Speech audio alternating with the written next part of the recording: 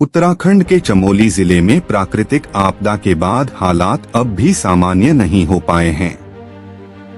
सड़कों का जाल टूटा हुआ है, गांवों तक पहुंचना मुश्किल हो गया है और दूरस्थ क्षेत्रों में खाद्यान्न संकट गहराता जा रहा है। इस बीच गुरुवार को उत्तर प्रदेश कांग्रेस विधानमंडल दल की नेता और संगठन सृजन की चमोली प्रभारी आराधना मिश्रा थराली पहुंची। उन्होंने आपदाग्रस्त केदारबगड़ क्षेत्र में प्रभावित परिवारों से मुलाकात की और राहत सामग्री वितरित की। आराधना मिश्रा ने कुल 157 आपदा राहत किट बांटते हुए प्रभावित परिवारों का हालचाल जाना।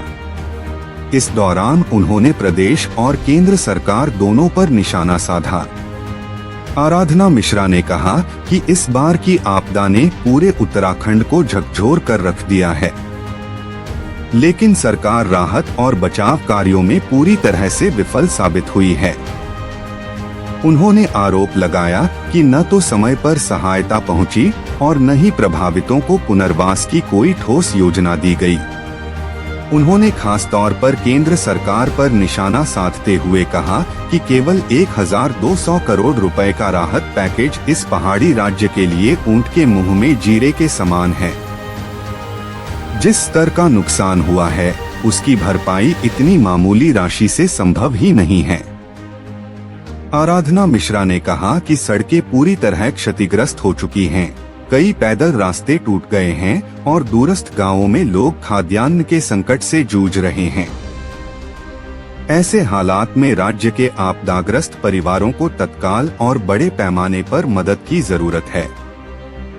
उन्होंने मांग की कि केंद्र सरकार कम से कम 10,000 करोड़ रुपए का विशेष राहत पैकेज जारी करे ताकि प्रभावित परिवारों का पुनर्वास, विस्थापन और क्षतिग्रस्त ढांचे का पुनर्निर्माण किया जा सके। इस दौरान कांग्रेस कार्यकर्ताओं ने भी सरकार की कार्यशैली पर सवाल उठाते हुए कहा कि आपदा प्रभावितों की सुध लेने में सरकार नाकाम रही है। प्रभावित गांवों तक प्रशासनिक अधिकारी और राहत दल भी बहुत देर से पहुंचे। कार्यक्रम में मौजूद कांग्रेस नेताओं ने यह भी कहा कि जब तक प्रभावित परिवारों को न्याय और राहत नहीं मिल जाती, कांग्रेस लगातार उनके साथ खड़ी रहेगी। आराधना मिश्रा ने कहा कि कांग्रेस पार्टी केवल राजनीति करने नहीं बल्कि जनता की तकलीफ बांटने आई है। थराली में लोगों ने भी अपनी समस्याएं कांग्रेस नेताओं के सामने रखी। उन्होंने बताया कि घरों का मलबा अब भी साफ नहीं हुआ है, कई परिवार खुले आसमान तले रहने को मजबूर हैं और बच्चों की पढ़ाई भी प्रभावित हो रही है। फिलहाल आपदा प्रभावित क्षेत्रों में हालात कठिन बने हुए हैं और स्थानीय लोग सरकार से ठोस कदम उठाने की उम्मीद लगाए बैठे हैं। देखना होगा कि केंद्र और राज्य सरकार इस मांग पर कितना ध्यान देती हैं और कब तक आपदा पीड़ितों को राहत मिलती है। सबसे पहले तो मेरी पूरी संवेदना पूरी कांग्रेस पार्टी की ओर से मैं उस संवेदना भी व्यक्त करती हूँ। दुख है जो कुछ दिन पहले क्लस्टर से थराली में जिस तरह की आपदा आई, उस पर लगातार हमारे कांग्रेस के जो कार्यकर्ता थे, हमारे यहाँ लोकल ब्लॉक लेवल का जो संगठन था, हमारे ब्लॉक अध्यक्ष, हमारे चेयरमैन और सभी लोगों ने लगातार लगे रहे। प्रमुख हमारे और पीसीसी से भी हमारे आर्या जी आए यहाँ पर, जितनी मदद हो सकती लगातार ये लोग दिन रात लग करके थराली में मदद कर रहे हैं लोगों की जो आपदा ग्रस्त है। पर जिस तरह से मैं आई हूँ, रास्ते में पूरी रास्ता बह चुका है। अभी भी जिस तरह के हालात हैं वो बहुत ही दुखद है।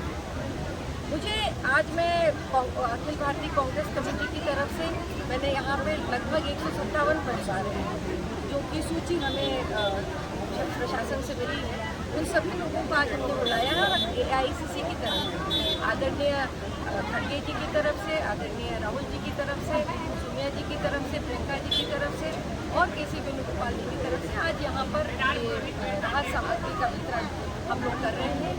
और मुझे पूरा विश्वास है कि आगे भी मैंने आकर के अपने शीर्ष नेतृत्व को अवगत भी कराया है कि आगे भी कुछ यहाँ पे लगभग 16-17 गाँव हैं पहाड़ के ऊपर जो अभी भी जहाँ तक राहत सामग्री इसलिए नहीं पहुँच पाई क्योंकि रास्ता भी नहीं है। तो हमारा प्रयास है कि वहाँ तक भी हम राहत सामग्री पहुँचाएं।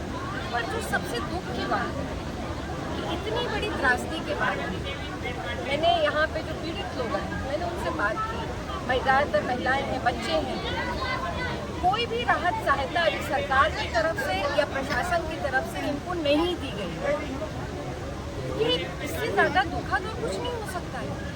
ये पहली प्राथमिकता सरकार की होनी चाहिए थी, प्रशासन की होनी चाहिए थी कि इन आपदा पीड़ित लोगों को विस्थापित करें, इनको मुआवजा मिलना चाहिए।